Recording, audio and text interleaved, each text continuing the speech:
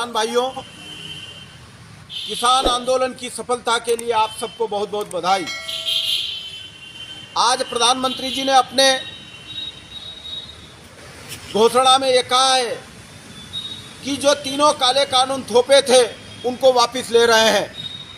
मैं प्रधानमंत्री जी को धन्यवाद देता हूं कि एक साल बीतने के बाद 700 किसानों की शहादत के बाद 12 महीने दिल्ली गिर जाए और किसान सड़क पे बैठा रहे, उसके बाद दिल्ली की जनता को जो परेशानी हुई है वो कर्रा रही थी, उस सब के बाद यूपी चुनाव के कारण कम से कम आपको एहसास तो हुआ कि किसान जिस तरीके से परेशान हो रहा है और जो काले कानून थोपे गए थे उसमें बार बार मीडिया तंत्र पूछ रहा था बताओ काला क्या है।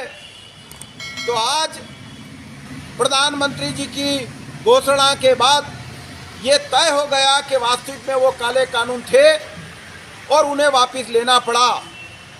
मैं देश के किसानों की इसे जीत मानता हूं। आज लोकतांत्रिक व्यवस्थाओं में जो आंदोलनों से हमारा देश आज़ाद हुआ है उस आंदोलन की जीत है।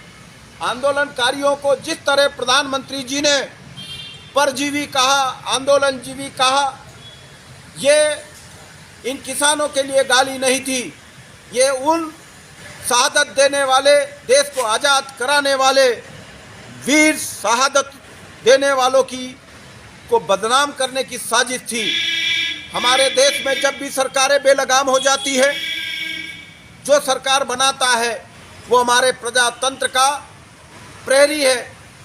जब सरकार बेलगाम हो जाए तो वो मतदाता लगाम अपने हाथ में रखकर आंदोलनों के माध्यम से सरकारों को जगाना चाहती है, सरकारों का ध्यान आकर्षण चाहती है।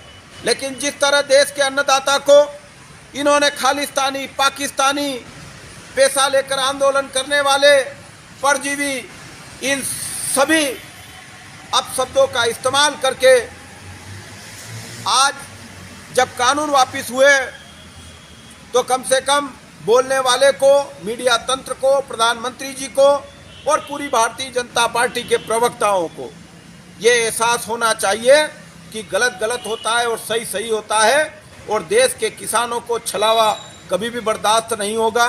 देर हो जाएगी, समय होगा।